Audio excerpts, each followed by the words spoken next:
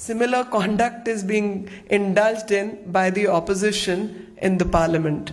Whenever something right and good is supposed to happen to the country through welfare schemes, new laws, this kind of conduct is indulged in. And yes, you must understand the chronology.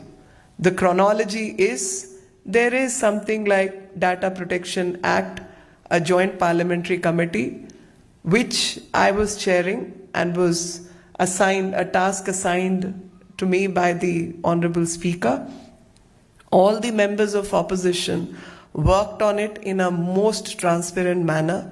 The report was ready, but the whole country was moving from one crisis to the other, especially in view of Corona, then elections, then parliamentary session, then reshuffle. All those things led to that report is not brought before the parliament for adoption. But that report is submitted to the speaker. And data protection is going to become the law of the land. And this is directly connected with that. This is to undermine the Indian institutions, that these kind of stories are floated. This is to desensitize public on the credibility of the structures when rights of Indians and democratic structure is involved, and to malign the image of country that these acts are depended upon by the opposition. And that's why I say that these people are people who will do anything to fake the story, fake the narrative. NSO, the company which builds the spyware, has denied that this is not a list of their customer and has no corroborative evidence of any connection between the list which is in circulation or their customers. Amnesty International has denied about this list, and yet opposition has continued to disrupt the House on a fake list. And if you recall, on WhatsApp also, they had brought this story earlier about a spyware. The matter went to Supreme Court and matter was decided against that fake narrative. Repeatedly, these kinds of narratives are built only to damage the reputation of India, so that the new ecosystem which government is trying to create to secure the data of Indians, to secure and build an ecosystem which is protective of Indian data and Indian the rights of Indian people. To damage all that, these kind of things are created, in addition to the fact that Parliament is in session, several new laws are likely to be brought in. Any decent debate on corona crisis management will show the previous governments in very poor light and existing opposition state governments in very poor light. To avert all the arguments in favor of the government, this particular story, the fake story, is being depended upon. We also know that this was leaked by Forbidden Stories. I don't have a problem with Forbidden Stories, but I do have a problem when Forbidden Stories does not mention the word fictional stories. The fiction is apparent by the 3 acts which they have engaged in, and there are all kinds of things which happen when it comes to spying and data protection. So far as India is concerned, we are dealing with Maoists, we are dealing with terrorists, we are dealing with people who are financial offenders, we are dealing with all kinds of criminals. And there is an established mechanism in which these acts or these protocols will be engaged in. There is Section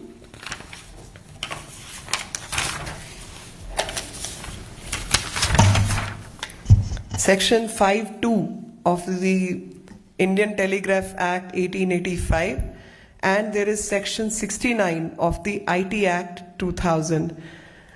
When there are issues concerning national security, public safety and public order, this protocol is followed, and this protocol is based on checks and balances. And based on these checks and balances, certain authorizations are granted for any kind of tapping or monitoring. So interception, monitoring and decryption is based on Information Technology Act and its rules. It's based on Telegraph Act. Three things. One is the published story is based on a list of the numbers which are available in any directory. It's a home location register. The second part is the amnesty has denied this list. Third aspect is the company whose product of Pegasus is supposed to be used by some people has alleged that these claims are uncorroborated and do not tally with their customer base. And the time-tested processes in our country are absolutely stable and clear as to whenever this act of encryption, interception or decryption or monitoring is conducted, it is conducted under the rules and regulations of the land. So opposition can go on creating mythical conduct and go on working like a mythical figure themselves. And I have nothing more to say except may God bless them with some wisdom. मित्रों, आज हम Pegasus से related जो कहानी yellow pages के माध्यम से देखी जा रही है वो आप सबके सामने है। जैसे पुराने समय में येलो पेजेस होता था, डायरेक्टरी होती थी, वहां से कुछ लोगों के नाम नंबर उठाकर, जिससे उनका घर पता ये सब आपको पता लगे, उनके नाम नंबर उठाकर एक लिस्ट बनाई जाए और उस लिस्ट को सर्कुलेट करके पार्लियामेंट को डिसरप्ट किया जाए, पार्लियामेंट में हुड़दंग मचाया जाए। और आज जो टीएमसी के मेंबर्स ने पार्लियामेंट में, राज्यसभा में किया, वो बहुत ही शर्मनाक है। और ठीक उसी प्रकार जिस तरीके से कुछ मिथिकल कैरेक्टर हैं हैरी पॉटर में, वोल्डेमॉर्ट, डार्थ वेडर, उसी तरीके की हरकतें इन लोगों ने आज पार्लियामेंट के अंदर की हैं। कांग्रेस और टीएमसी लगातार इस तरीके के झूठे नैरेटिव बनाने में कामयाब हो रही है, क्योंकि कुछ येलो पेज से येलो जर्नलिज्म करने वाले लोग उनका साथ दे रहे हैं। आपको समझना होगा कि एमनेस्टी ने इस लिस्ट को इनकार किया है कि इस लिस्ट से उनका कुछ लेना देना नहीं है और ये लिस्ट कोई असली लिस्ट नहीं है, और उन्होंने बिल्कुल इससे अपना पल्ला झाड़ लिया है। बार बार शब्द इस्तेमाल अलेज्ड है, यानी ऐसा हो सकता है, ऐसा हो सकता है, अपना पीछा छुड़ाने के लिए, क्योंकि ये फोर्जरी और डेफेमेशन का केस सीधे तौर पे बनता है। दूसरी बात, एनएसओ जो कंपनी है इजरायली जिसका ये प्रोडक्ट है पेगासस, उसका साफ शब्दों में एक डिनायल आया है कि ये हमारे कस्टमर से बिल्कुल कनेक्टेड लिस्ट नहीं है और इसका कुछ लेना देना नहीं है।